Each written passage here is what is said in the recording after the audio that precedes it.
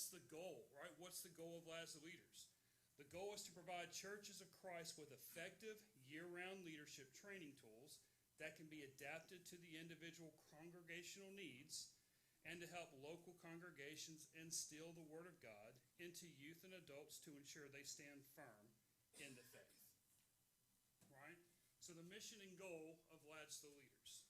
So I'm here to tell you that I'm not going to tell you my age, but I'm getting up there, but when I started out in Lads the Leaders. And it benefited me so much from then to now, right? So why is it important, right?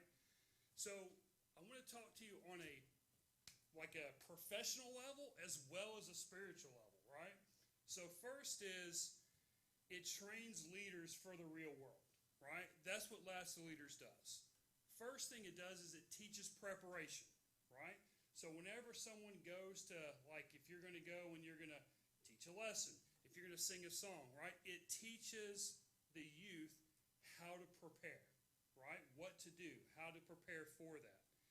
It actually teaches presentation, right? So not only are you preparing for it, but you're presenting. Whether you're presenting a photograph for people to look at, whether you're presenting a lesson for people, a song to sing for them, it teaches them presentation in an unknown audience, right?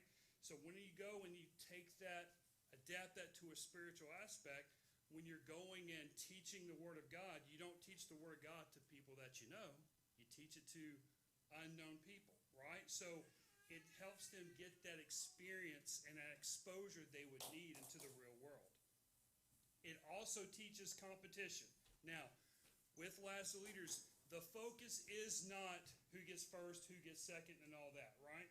However, that competition, it teaches them what they need to do to strive to be the best that they can be, right? Even if they don't reach that number 1, number 2, or number 3, it teaches them that, hey, that sportsmanship atmosphere, right? You may not have gotten it, but you want to teach. Good job. What can I do to better myself in that? It teaches competition, right? It also develops friendships. So I will say that growing up, Lads the Leaders really instilled friendships. One, within my local congregation. A lot of us would go. We would build bonds, right, with the youth group. The youth group would go into like youth rallies. It builds that internal bond with each other, as well as internal bonds with people not currently within your congregation but abroad that share your same morals and standards, right? And finally, Lads the Leaders is, why is it important? It's what we are instructed to do. So Proverbs 22:6 simply says, train up a child in the way that he should go, and when he is old, he will not depart from it. So I want to break that down, right? So let's look at more detail, right? Train up a child into the way they should go, right? This means guiding them, instructing them, and molding them for them to have a more Christian-like character and behavior. And you're preparing them for the path of life, right? You prepare them for that path. And then the part of, and when he is old, that part of it, right? So if you're teaching them now, whenever they are older, they will not depart from that, right? So the theme of this year's Lads the Leaders is, but God meant it for good. And this really kind of hit with me a little bit. So this was the topic that they had, and whenever you go and you look at it, so it was based out of Genesis 50:20, right? And God meant it for good.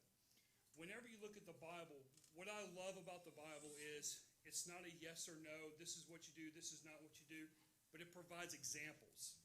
It provides real life what we're talking about, right? And I'm going to give you, just out of the sake of time, I'm going to give you 3 main characters, right? Just imagine if your family sold you into slavery. Just imagine that, right?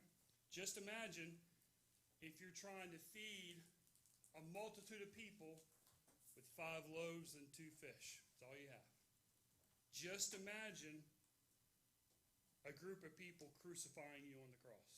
Just imagine those three things. Pretty bad things, right? Things that you would not want to be a part of, right? However, whenever you look at the Bible, nothing is left by chance, right? There's a reason for that. God meant those things to happen for good. So just imagine being sold into slavery ends up doing what? You become second in command, and you actually, of the most prominent nation that's there, helping them through famine and actually saving probably thousands, if not millions of lives, using God for that. Just imagine only having 5 loaves and 2 fish, right? With that, it actually displays the power of God, right? So having that situation going on, right, allowed that demonstration to show the power of God. Just imagine being beaten, scorned, and crucified. What did that do? That opened up a new path or a covenant to save God's people, right? Bad things happen, but God meant it for good. And that really spoke to me because whenever I go and I look at things in my life, right, I'm thinking, why is this happening? I'm doing this right. I'm doing that right. I'm trying to do this path. I'm trying to do this, right? And it's not really kind of going the way it needs to go. Bad things happen.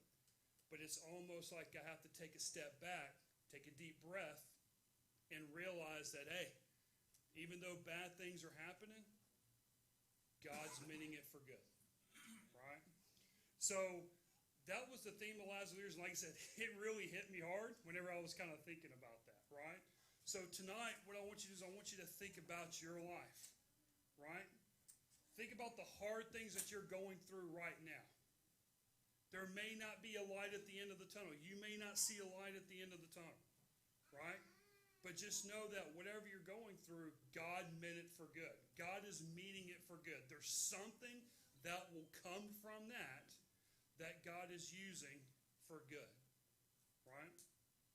So what I want to do is I want to open the invitation this evening for those who want to follow Christ. Please come forward. And those who have followed Christ and is really kind of in a rut and they feel that nothing seems to be going the way that they need to go, right? Come forward and we can help you, right? Because God did mean